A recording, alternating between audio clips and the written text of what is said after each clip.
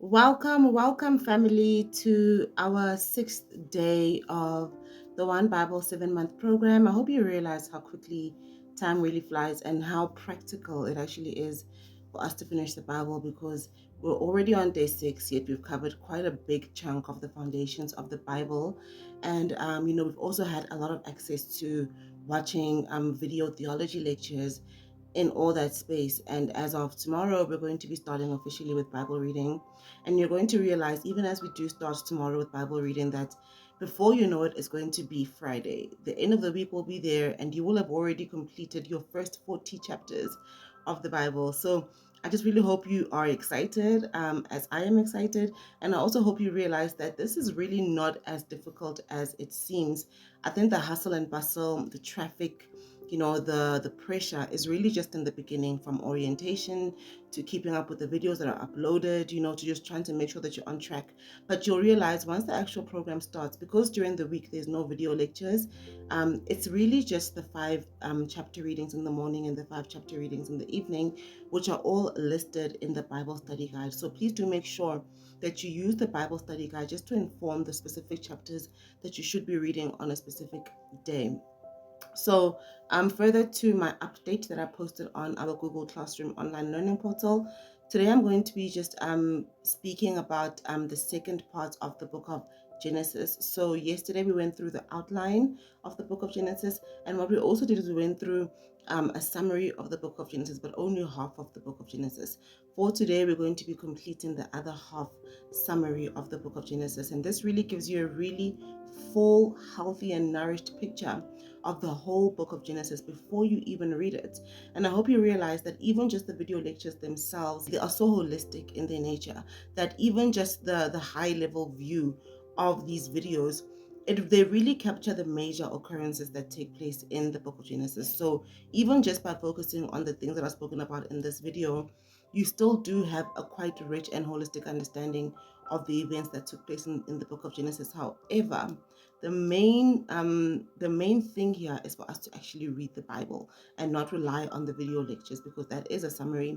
The place where you are going to transform mentally, spiritually, emotionally, the place where your faith is going to increase, the place where your relationship with God is going to get better, the place where you're going to find the grace to forgive yourself, the place where you're going to find the grace to have access to favor, the place where you're really going to transform is you actually reading the Bible day by day. And we mentioned the fact that the Bible is a very spiritual book. It seems as though you're just reading words, but a lot of internal work is happening. Just you reading the Bible purges your soul, it purges your spirit, it convicts you in the things of the Lord, it opens up your mind to see things from a spiritual perspective. So that particular Bible reading, whether it's during the week, that's from Monday to Friday, or your personal devotion, which happens over the weekend, which is really just between you and God, whatever form of the Bible reading that takes place during this program, please understand that it's intentionally designed for you to read the Bible alone.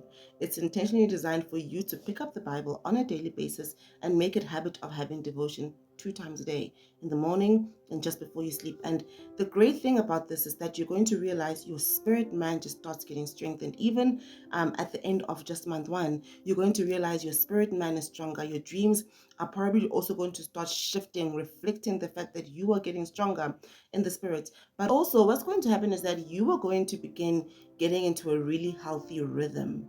And the way that habits are formed, I think, is it's 2 weeks for habits to be formed, something along those lines. But the period in which something becomes considered a habit is quite short. You doing the same thing over and over and over and over, you're going to realize you're going to get to a point where if you don't wake up and do your morning devotion, if you don't read your Bible before you sleep at night, you're going to feel like something is missing, simply because of the habit of consistently reading the Bible in the morning and at night. And it's just a really great guard. It's a great shield. It protects you from so many spiritual dangers. Even knowing that you're sleeping, having read the Bible, just gives you that peace of mind of just sleeping a little bit easier and just having more peace and quality rest, because you really allowed the Word of God to minister even to your subconscious mind before you actually fall asleep. So please do prioritize. By now, you should know the exact hours that you are going to be actually doing your morning devotion and the evening devotion. It shouldn't even take you an hour for each. Reading the 5 chapters in the morning and the 3 hours at night should not take you over an hour. I think maximum an hour if, maybe you are someone who does not read so quickly. But please just make sure that you do have this in place, because once we do have our one-on-one session, I am going to ask you what your dedicated morning times are and what your dedicated evening times are. And I'm really going to hold you accountable to both of these times. So please make sure that you pick a time, whether it's 6 a.m., whether it's 5 a.m., whether it's 4 a.m., you pick a time to do your morning readings. You pick a time to do your evening readings. And I'm going to be holding you accountable and asking you whether or not you're actually sticking to those times, because that habit is a very important part of the success of this program. Okay, so let's move on to just a teaching summary of what to expect once we do get to the second part of the book of Genesis. So you'll realize once you get to this particular point of reading the text that the theme sort of shifts, right, from a foundational sort of theme, where we moved from the foundations of creation, the foundations of the earth, the foundations of the very early people. And we'll see that the structure of the narrative begins to now draw more emphasis to family dynamics. So now really zooming in on the person of Abraham, who God chose to actually be in covenant with, and exploring his family dynamics, from his wife to the concubine that his wife told him to get because the wife couldn't have a child, to his first 2 children that we ever see the text actually speaks about, and even all the way to the children that he will bear in the form of grandchildren. So his son's children, who later form the 12 patriarchs of Israel, right? I noticed something when I was just reflecting on the previous video that I posted, and it's that I kept referring to Israel, but I didn't really explain what Israel is and why Israel is a nation that God is really concerned about. So just to quickly just summarize this. So you have to remember that God came into covenant agreement with Abraham, and he said to him, Abraham, look, you're going to be a father of many, many nations. So already the covenant between Abraham and God was on a nation basis. There was a nation in question, right? And because obviously Abraham is only one man, he can't be physically fathering a whole nation. God had a whole plan for how he's going to actually effect this. And his plan was that Abraham is going to have a son, the son of the promise. The son of the promise is Isaac. And from the son of the promise, Isaac, he bore 2 sons that the Bible speaks about, that is Jacob and Esau. They were actually twins. And from Jacob and Esau, we see that Jacob, in and of himself, he bears 12 children, 12 sons at that. Let me not even say 12 children, 12 sons, right? And Esau also has his own children, which aren't really a big part of Israel as a nation. But Jacob, on the other hand, we see an instance even in the book of Genesis where he has a very powerful encounter with God. And we spoke about the fact that once you have an encounter with God, once you come into agreement with God, once you come into covenant with God, your identity changes. We see that a really monumental event took place in the life of Jacob, where as a result of that event, God changed his name to Israel. So Israel, even though in today's times we refer to it as a nation, it really is a nation, but Israel in and of itself is actually the name of a person. Israel is Jacob's name. Jacob's name was changed to Israel after God had a divine encounter with Jacob. From that, God began referring to Jacob as Israel, and he also began referring to all of Jacob's children. So these 12 sons, they ended up becoming the 12 patriarchs of Israel, and that's the reason as to why till this day Israel is referred to as a nation. Okay, so whenever it is that we're speaking about Israel, understand that that primarily connects to the exclusive promise and covenant that God made to Abraham when he said that you will be a father of many nations, and that spiritually, through the person of Christ, any person who comes into agreement with Christ, any person who receives Christ as their Lord and Savior, that is believers, that is Christians, we automatically inherit the promise of Abraham. We are automatically adopted into Israel. So we also form part of Israel by accepting Christ Jesus, okay? I just thought that's really important for me just to clarify, because I do make a lot of reference to Israel, and if you are someone new to the Bible completely, you might be confused about where does Israel fit in all of this, So yeah, let's go ahead and just start with our first frame for these particular chapters that are going to summarize the second half of the book of Genesis. All right, so in this frame, there are major occurrences that take place. And you'll realize while you're reading the scripture that God promises Abraham a son. He says, Abraham, look, I know your wife is currently barren, but you are going to bear a son. And the really strange thing is that it takes years, decades actually, before the son is actually born. And Abraham during this time is thinking, but Lord, you promised me a child. Where's this child? Like, why does it seem as though you just made a promise but you're not keeping it? Which resembles a lot of the believer's life even today, where God will tell you something like, yes, you will buy that house. Yes, you will get married. Yes, your children will be healed. Yes, you will finally be healthy again. Whatever the promise is that God is making you.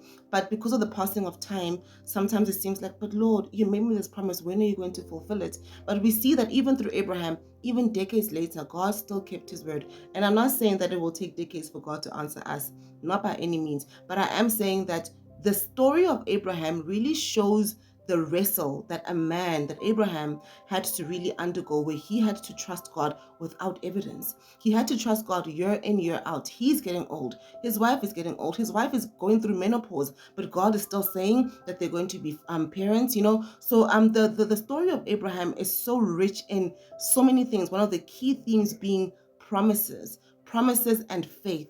And we see that as a result of Abraham and his wife Sarah trying to have a child, they finally get to the point where they say, you know what, maybe we should just make this happen.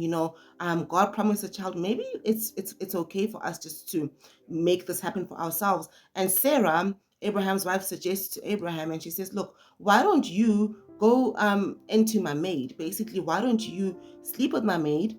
And basically, she will bear a son for you, and that will be the son that we raise. I don't know if Abraham was really keen or not. I feel like he was a bit too ready. I feel like Abraham was too ready to accept that. I don't remember seeing any pushback, like Abraham saying, no, no, let's not. So Abraham does, lie with Hagar, that is Sarah's maid, and Hagar ends up conceiving the child that is Ishmael. And basically the child Ishmael, yes, Hagar is the mother, but the idea was that the child was going to be raised as the child of the promise. They wanted this child to be the child that God had actually promised. And God is like, this is not the child of the promise. I said that your wife, you, Sarah, are going to bear a child, And yeah, the birth of Isaac in and of itself just also caused a lot of commotion, because we see now, finally, a few chapters later, when God does fulfill the promise and Sarah does get pregnant, we see that there's contention between Ishmael and Hagar and Sarah and Isaac. There's a lot of tensions that take place until the point where Sarah says, look, Abraham, she needs to go, okay?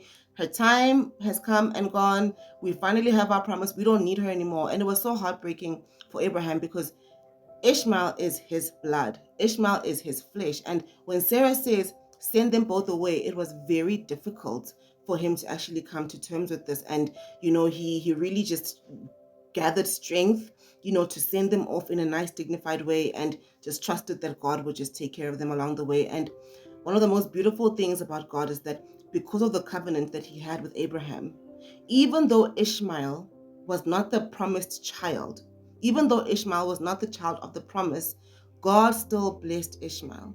God still allowed Ishmael to be a man who bore sons who became princes. And, God still allowed the lineage of Ishmael to really flourish and grow. It just shows the love of God for this man Abraham, and also the blueprint of the love of us, that when we are in covenant with God, God really does go all out for us. He goes all out for our parents, for our children, for our siblings. There's some instances where the people that you know and love are only protected because of the love that God has for you, because of your faithfulness to God, because of the covenant that you have with God. In many instances, that one person who has covenant with God is the shield for the family, is the shield for the business, is the shield for whatever it is that that they are actually entrusted to. So let's just go through some of the other really major occurrences that take place in this frame. That is, Ishmael gets sent away with Hagar. God provides for Ishmael and Hagar, right? So it's a very touching story where they were basically near death. They were thirsty, they were parched, they were hungry. And God just shows Hagar a well where they can basically just get sustenance and be revived again from nearly dying. We also see that something quite monumental is the fact that Abraham enters into a treaty with a man named Abimelech. And we see that in this frame later on, after, Abraham and Sarah have Isaac, a few decades later, unfortunately, Sarah passes away, she dies. And we also see that Abraham purchases the land, even though he didn't intend to purchase the land. The death of Sarah really pushed him to actually purchasing a land at a particular territory. So the core theme of this frame is that God fulfills promise, right? God will always fulfill promise. When God is in covenant with you, it might seem as though he's delaying, but just remember that delay is never denial with God. And also remember that, seasons change, seasons come to an end. If you've been in a wilderness season for a very long time, it's so easy to think that that's just life. But seasons really do come to an end and seasons really do change. All right, so let's just go through some of the other really major occurrences that take place in this frame. That is, Ishmael gets sent away with Hagar. God provides for Ishmael and Hagar, right? So it's a very touching story where they were basically near death. They were thirsty, they were parched, they were hungry. And God just shows Hagar a well where they can basically just get sustenance and be revived again from nearly dying. We also see that something quite monumental is the fact that Abraham enters into a treaty with a man named Abimelech. And we see that in this frame later on, after, Abraham and Sarah have Isaac, a few decades later, unfortunately, Sarah passes away, she dies. And we also see that Abraham purchases the land, even though he didn't intend to purchase the land. The death of Sarah really pushed him to actually purchasing a land at a particular territory. So the core theme of this frame is that God fulfills promise, right? God will always fulfill promise. When God is in covenant with you, it might seem as though he's delaying, but just remember that delay is never denial with God. And also remember that, seasons change, seasons come to an end. If you've been in a wilderness season for a very long time, it's so easy to think that that's just life. But seasons really do come to an end and seasons really do change. All right, so let's go through some of the revelatory insights from this particular frame. So we see that the first revelatory insight is the fact that Isaac's birth does not erase Ishmael's presence. So in other words, while Sarah and her husband Abraham had a plan to, make a child by their own means, basically, it still did not erase when the promise was finally fulfilled, right? So now when Isaac finally did come into the picture, it did not erase the fact that they still tried to make this happen for themselves. So Isaac's birth does not erase Ishmael's presence, and the fulfilled promise does not cancel the consequences of their earlier impatience. So even though, yes, now the promise is fulfilled, the promise being fulfilled does not cancel the consequences of the fact that they were still impatient and they still had to make a plan for themselves, because the birth of Ishmael caused a lot of tensions, especially once Isaac came into the picture. There was a lot of tensions that took place, and it's almost as though the expectation was just for there to be a happy ending once Isaac was born, but the happy ending kept getting interrupted because Ishmael was a consistent reminder of the fact that they took matters into their own hands. And that's why ultimately Sarah could not stand having Hagar and Ishmael there and said, Abraham, look, take your concubine, take your son away, because we finally have the promise. We don't still need them anymore. And something else that's quite likely is the fact that, Sarah was probably reminded of her inability to trust God every single time she saw Ishmael. So now that Isaac is here, now these boys are growing up parallel to each other, and it was probably a constant reminder of the fact that her faithfulness fell short. That she sought to give God an extra hand when God didn't even ask for the hand. So maybe the presence of Ishmael was just a perpetual reminder to Sarah of the fact that she did not trust God fully. So maybe that's also something that contributed to her wanting Hagar and Ishmael to ultimately leave. All right, and the next really great insight from this particular frame is the fact that Ishmael's name means heard by God, right? It means that God hears, God is listening. And something so interesting is the fact that when Ishmael and his mother Hagar had not been sent away, they got to a point where their supplies had run out. They ran out of water and food and just nourishment and sustenance for life. And it got to a point where Hagar could not even bear to see her son actually deteriorate into death. She couldn't even bear to see the sight. And Suddenly, by a miraculous divine encounter, God shows Hagar a well where they can both drink water from. And when God shows this well to Hagar, he says to Hagar that he has heard the cry of Ishmael. And it's so interesting because it shows us two different things. While God was keeping his covenant to Abraham, while God was honoring his covenant to Abraham and still protecting Ishmael, what God also did is that he still honored the name of Ishmael. Ishmael's name means heard by God. And in that moment, as Ishmael was crying, as Hagar was crying, God said, I hear you. And it's just a powerful testament to the fact that names are so important. What you name your child, what you are named, it has a very deep spiritual significance, because the cry of Ishmael reminded God of the fact that Ishmael, in and of itself, means that God is listening. The name and the cry of Ishmael promoted the action of God.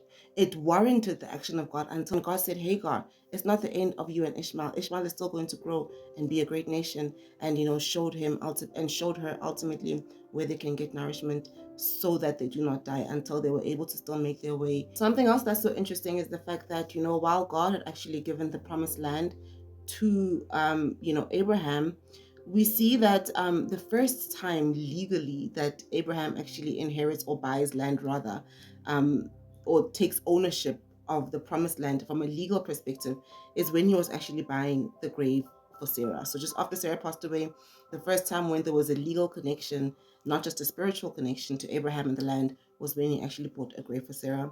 Another really great revelationary insight is the fact that even though God had given Abraham this land and said, this is a promised land to you and your descendants to come, Abraham still had to negotiate for buying the grave. He still had to actually negotiate for buying that piece of land, even though spiritually God had told him, look, this whole thing is yours, but it shows us that covenant does not necessarily exclude us from having to still operate within worldly systems. Yes, you can have favor, but practically, you must still make your way through the systems of the world. Yes, God could have promised you this, but practically, you must still make your way through the systems of the world. So it does not mean that just because God promised you something, it just sort of sprinkles in a magical way and it's just there, right? At the end of the day, the earth is a place where man has dominion, right?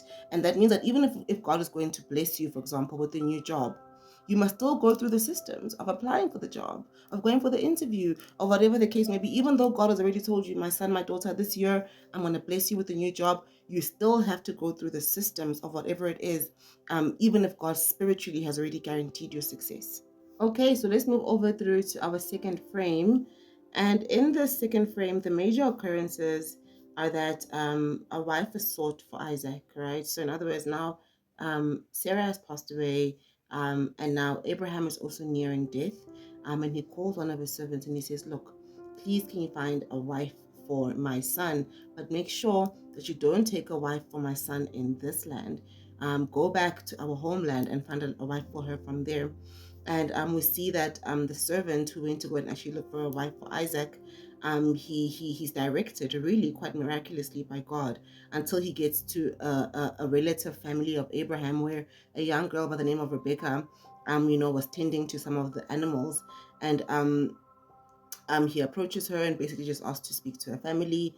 A marriage for Isaac is arranged. The death of Abraham takes place in this frame. The birth of Esau and Jacob takes place.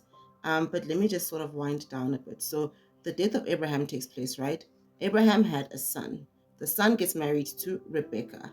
Rebecca and Isaac, that's the son of Abraham, they have a child, or rather, they have twins.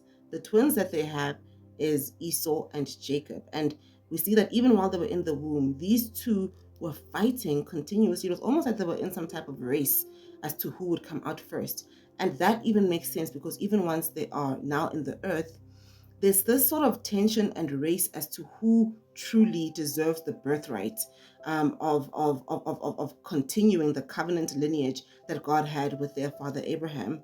And then we see that there was a famine in the land, and during that time when there was a famine, one of the sons, that is Jacob, deceives his father. So even though Esau was the firstborn son, Jacob deceives his father, and he presents himself to his father as though he is Esau. Um, just before the father passed away, he called Esau and he said, Esau, I'm about to die. Go and make me a meal. I'm going to bless you. And instead of Jacob just honoring the fact that God was about to bless his brother with his birthright because he was the firstborn, he decided to actually disguise as his brother so that when the father does lay the blessing lies on him. And the father had no idea because he couldn't really see properly. So he thought he was blessing Esau, but he was actually blessing Jacob. And that whole plot was actually concocted by their mother, Rebecca, because their mother, Rebecca, she had a favorite. The favorite, what Rebecca, was Jacob. And yeah, so that just caused a snowball effect that would literally just alter the whole of history till this very day. And also, just interesting fact, that's the first instance that we see biblically of a destiny swap.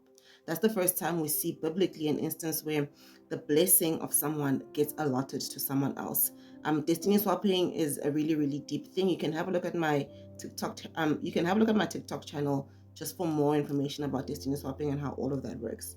So you'll realize that the core theme really of all of this, for me personally, a theme that's often overlooked is just the sort of silence of Isaac. In the Bible, there's certain people who are just quite loud, not because they are loud per se, but there's just so much activity. There's always the most happening. Abraham was quite loud. Jacob was quite loud. Esau was quite loud. Joseph was quite loud. For me personally, I kind of always just enjoy the fact that Isaac was so chilled. In this whole thing, he was like the most chilled guy. Like, okay, y'all saying there's a covenant, where's it at? Okay, what must I do? Where must I go now? Okay, cool. Like, he was so chilled. And I'm not very sure why, if it was just like a character trait or if it's just that there was not much spiritual activity that took place, because with all of the other people, his father and even his children, they had really these great encounters. They saw visions and this and that. And with him, I mean, he would, like, still have these encounters with God, but they were just not as grand as the others, and he seemed to be quite fine and content with that. He was staying in his lane. Okay, he was like, where must I go? What must I do? Thank you very much. I'm out. Peace. Yeah, so that's quite interesting. And let's just go through some of the revelatory insights from this particular frame. Rebecca chose to leave before knowing the full cost. So at the time when Abraham's servant was looking for a wife for Isaac, he did go to Rebecca's family home and just ask for Rebecca's hand in marriage. And Rebecca's family wanted Rebecca just to stay a little bit longer. So they said, okay, cool, it's fine. You can take Rebecca as a wife for your servant's son. However, let her just stay a little bit longer. And then the servant says, no, we actually have to go quite soon. And the family says, okay, let's just let Rebecca choose for herself. Rebecca, what do you want to do? Do you want to stay a little bit longer, or do you want to actually just go right now? And Rebecca's like, take me to my man. Rebecca's like, take me to my man right now. Rebecca chose to leave. She was like, you know what? Yes, I don't really know the full story of what's happening right now, but let's go. It's fine. I'm going to submit and just trust God that wherever it is that God is leading me, it's in his plans for me. And it's a really, really great lesson because it shows us that faith responds to invitation, but not full information. So faith is really a response to just trusting God, even if you don't really have full information.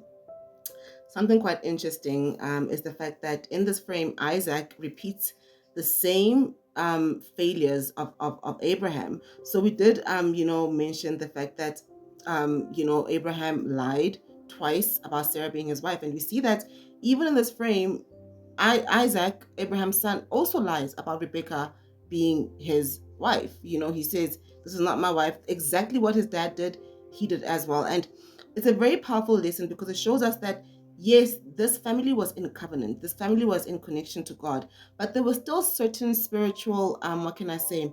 I wouldn't say spiritual curses, but there were certain spiritual patterns that still had to be broken. So just because they were in covenant with God, it does not mean that they still did not have their struggles as a family. That spirit of lying still transferred all the way from Abraham to Isaac, even though they were still God's chosen people. And it also says here in the text that inherited promise does not erase inherited weaknesses. So you can inherit a promise, but you can also inherit a weakness. And we see that here. And it also just speaks to the fact that God was very aware that these people are not perfect. He was aware that, look, Abraham has his problems, okay? But I'm still choosing him. And that's exactly what God says to us. Like, yo, I know Ayanda, hey, Ayanda, once she starts with this, but I still love her as my daughter. Or he will say to you, I know my son or my daughter, when it comes to this department, yeah, no. But he still loves you regardless. But even that love is not an invitation for us to perpetuate whatever thing that is wrong, right? It doesn't mean we must just be comfortable in saying, "Oh yeah, it's just it's a family weakness." I inherited it. No, because now you're just being deliberate about it, and God is not about that. We must always do everything with a very repentant, authentic heart posture, meaning that if we do have room to learn and get corrected, then we have to do that. And lastly, one of my favorite revelatory insights from this frame is the fact that God chose to bless Isaac in a famine. So there was a famine in the land, and whenever it is that there's a famine, I just want you to pick up on the fact that the Israelites always rush to Egypt, or they always want to rush to Egypt. So we see that Egypt spiritually has two different meanings. Egypt can be the place of abundance, especially in famine, or in the case of the Israelites, which we will later discover, Israel can be a place of slavery where the Israelites were where the Israelites were enslaved for about 400 years. But in this particular frame, we see that God blesses Isaac in famine. So there was a famine in the land, and Isaac thinks to himself, yo, we need to go. We need to go to Egypt right now. And God says, no, don't go. And Isaac says, there's a famine. Like, what are we going to do? And God says, remain where you are. And in the obedience of Isaac, he remains, where he was. He doesn't go to Egypt. And the Bible tells us that that very same year, Isaac sowed and he also reaped 100-fold in that very year, in famine. In famine. You need to understand 100-fold is a lot. First of all, under normal conditions, I don't think anyone would reap 100-fold anyway, like famine or not. But in famine, by being obedient to God, Isaac was able to reap 100-fold. And the very powerful lesson here is that blessing is not tied to conditions. And just really get that in your head. I know it's not easy because we always tend to think, yo, the economy is so bad. Yo, there aren't many jobs in South Africa, or the job market is down, or yo, the housing market is so expensive. I'm struggling to buy a house. Trust and believe blessings are not tied to conditions. If God says, I'm going to bless you, He will bless you in that famine. He will bless you in that market where houses are so expensive. You'll be able to buy your dream home. Blessings are not based on conditions when it comes to God. When it comes to anyone else, then yes, definitely. But when it comes to God, if God promises you something, it does not matter the situations or the surroundings concerning that particular blessing. I think that should really encourage us because it shows us that God can still move at any point in our lives. It does not matter how long you've been without a job, how long you've been waiting for that promise, how long you've been struggling with whatever the case may be. It does not matter. God can still pull you out so long as we are just giving Him the heart posture of surrender, continuous surrender. He's able to pull us out of all things because God is not limited to any condition. Go through to our next frame. In this frame, this is actually the frame that unpacks the deception of Isaac. I think I prematurely mentioned that before. It is in this frame where the whole deception takes place. It's in this frame where Esau loses his blessing, and as a result of having tricked his brother by stealing his brother's birthright, obviously now Jacob is scared, he's living in fear. Esau is probably just like, the day I catch you, when not Jacob, it's gonna actually just be late for you. So Jacob runs away. He runs away from the wrath of his brother, and he runs away, and wherever he goes to, he actually ends up living within the homestead of a man named Laban, and he ends up marrying the daughters of Laban, also under very tricky conditions, because we see that, when you do something, right, when you do something bad, even if you were called by God, even if you were under covenant by God, it does not exclude you from the consequences of your actions. Because we see here that, yes, Jacob stole his brother's birthright and then he ran to Laban. When he gets to Laban, Laban says, look, you're going to work for me. How can I pay you? And Jacob says, okay, look, I am in love with your daughter, Rachel. I want to marry her. And Laban says, okay, fine, that's fine. You can marry Rachel after 7 years of working for me. And Jacob says, fine, I can do that. Jacob works for 7 years. And then it's finally time for Rachel to be given over to Jacob. And Laban tricks Jacob. So instead of giving Jacob Rachel, Laban gives Jacob the firstborn daughter, which is Leah. And the Bible tells us that Leah was not very physically appealing, and Jacob was not really interested in Leah. So he was quite devastated when he finds out, wait, what? I'm married to Leah? It just shows that the same way that he deceived Isaac is the same way that he was deceived by Laban. And it shows that even if you are a child of God, if God still wants you to learn a lesson, you will learn it. Trust and believe, unfortunately. All right, this frame unpacks the marriages of Jacob. Yeah, this is one of those instances where we really get a zoom in on this thing called polygamy. And yeah, we see the contentions of a polygamous marriage, the jealousies that take place, the comparisons that take place. It's not very fun, honestly. We see that in this frame, Jacob also increases in wealth. If you are an entrepreneur, or if you are someone who's really passionate about your career in general, even if you're in corporate, the strategies that God gave to Jacob when he increased in wealth, that really needs your attention.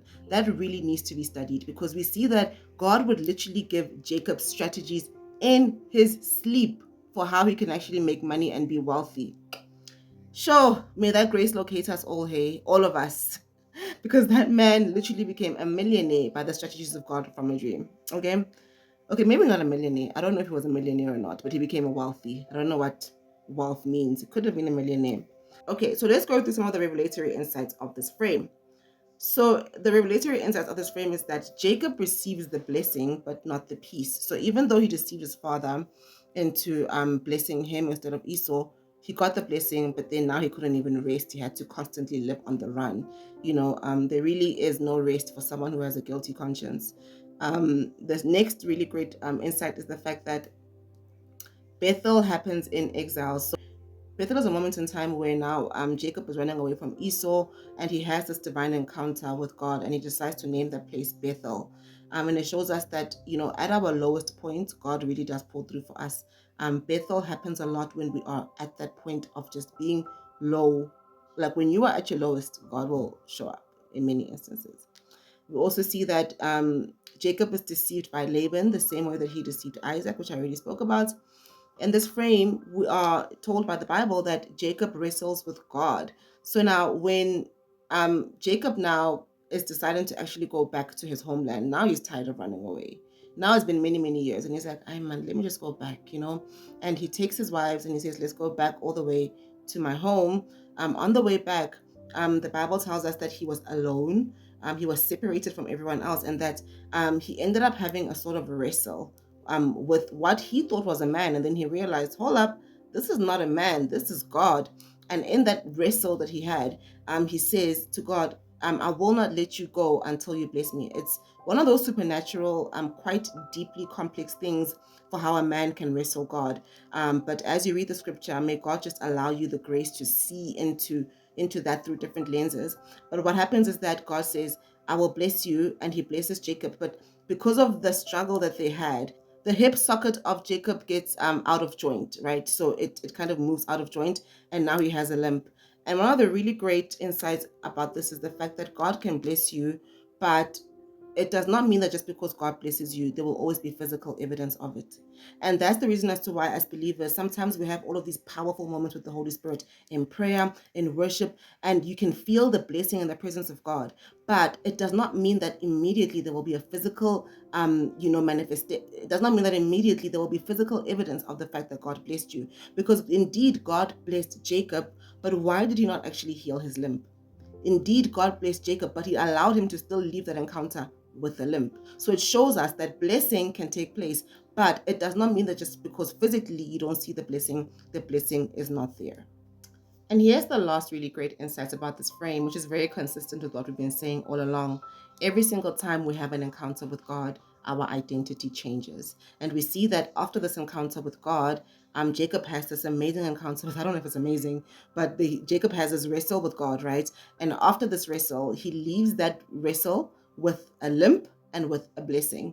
And something else quite incredible happens. The Bible tells us that Jacob is renamed to Israel after being wounded. So after having this wrestle with God is when God says, look, your name from now on is Israel. You will no longer be called Jacob, right? And it shows us the fact that whenever it is that we come into contact with God, the end result of that is that we will definitely have a change in identity. So let's unpack our last frame. Our last frame really just covers the last few books of the book of Genesis, and we see like a really hectic turn of events, where time just sort of gets speeded up quite quickly. We see that, okay, Jacob goes back to his brother Esau after running away from so many years, and Esau says, "My brother, I forgive you. Come back home." I was very pleasantly surprised, I must say, like when Esau forgave Jacob, I was just like, wow. And sometimes I think time just is needed. Sometimes we just all need a little bit of time. Everybody's tempers calm down, because when Jacob came back, Jacob was ready to literally just like submit himself to Esau and say, "Look, I'm sorry, I messed up. What can I do to fix this?" And Esau was like, "It's fine." You know? So interesting. Okay, so then we see that Jacob has 12 sons, and these are the 12 patriarchs of Israel, right? This is the pillars of Israel, really. And he also has daughters, and one of the daughters of Jacob gets violated. Her name was Dinah. Unfortunately, she does get sexually assaulted. Her brothers, Simeon and Levi, they were very prone to anger, and it's almost like a curse on Levi and on Simeon. And irrationally, they end up trying to defend their sister, but in a very irrational and violent way, which you will read about. And we see that God ends up relocating Jacob to go back to Bethel. Bethel is that place where he had the encounter with God, the very first encounter with God in a dream. And then we see that along the way, these children are growing. These 12 patriarchs are now full grown, I wouldn't say men per se, but like young adults. And along the way, the death of Isaac takes place, the death of Rachel takes place. The death of Rachel takes place along the way. But just before Rachel passes away, she gives birth to one lost son, the 12th one, Benjamin, right? But unfortunately, at the birth of Benjamin, Rachel also just loses her life. We see that out of all of the sons of Jacob, there was one who just sort of seemed to have that favor, that anointing. He was also his father's favorite. He was Jacob's favorite, because Jacob loved Rachel more than he loved Leah. So all of the children that Rachel bore to him were automatically his favorite children.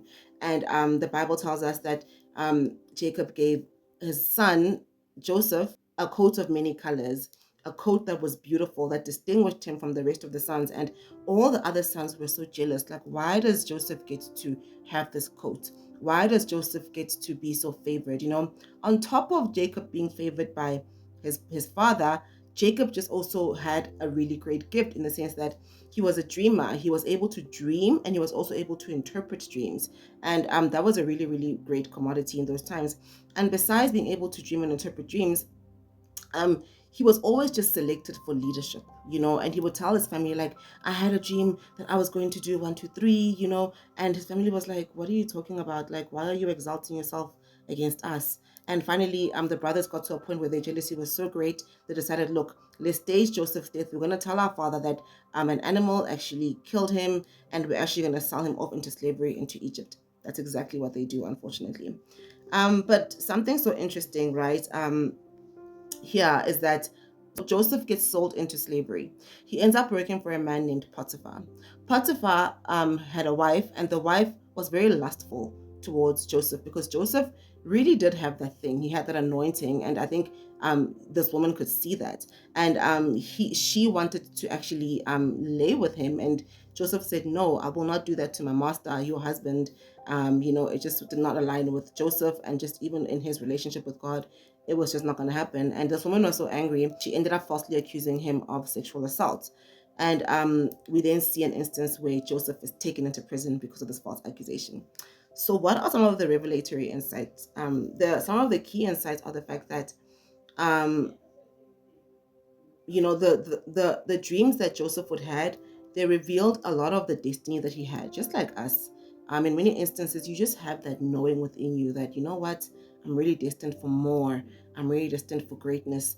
But in this instance, him revealing this destiny that he had, that he was seeing through his dreams, him revealing it to his father and his brothers, it actually provoked a lot of rejection and provoked a lot of jealousy, because now they started to feel like, what makes you so special? Why must you have such a bright star? And they ended up actually selling him into slavery because of that. So it shows us that not everything that is good must actually just be, given or told to everyone. Sometimes allow God to cook.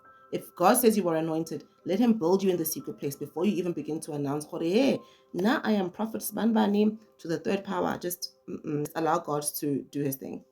Okay, we see that Joseph loses his coat twice. It's a really, really great revelation here, because you see a coat spiritually really speaks to a mantle, right? And the brothers of Joseph, they once stole his coat, and in a second instance they took his coat and tainted it with blood, so that it seemed as though he was actually attacked by an animal and that he died. But that action in itself of Joseph's coat being stolen, or lost rather, twice, it was a very prophetic thing, which shows that Joseph's mantle was under attack. Joseph's mantle, there was a really big threat actually of a destiny stealing that was actually threatening the destiny of Joseph. And we see that physically his coat was actually getting stolen. Even when Potiphar's wife was wanting to tempt him for them to actually lie together, because he said no, he ran away so quickly, right? Running away from her, and she held onto his coat again. She held onto his mantle, and as she held onto his mantle, he let the mantle go and he ran, and he left the mantle in her hands. That was another prophetic indication of the fact that this man's mantle, this man's destiny is under attack. There are spiritual forces trying to actually steal or delay or hinder this destiny of this man. So that's one of my favorite revelationary insights when it comes to the story of Joseph. I mean, I think it's also quite overlooked. We see that also that the prison that Joseph ends up getting sent to was preparation ground, because immediately after the prison, he became prime minister of Egypt. Look at that. It just shows us that there might be delay, stagnation, whatever for years, but when God says the doors are open, he graduates you and he makes up for all the time that was lost. If it was 10 years lost, he makes up for all the 10 years in 9 months. He just is able to restore speed so that you will catch up to where you were supposed to be if it had not been for all of those setbacks that you faced. So, family, that is it. That was quite a mouthful, I know, right? But I really hope you do enjoy even just the video lectures. It's really going to prepare you as you prepare to read the book of Genesis this week. With that being said, family, God bless. Don't forget, I'm always here if you need support. Don't be resistant to reach out, and bye.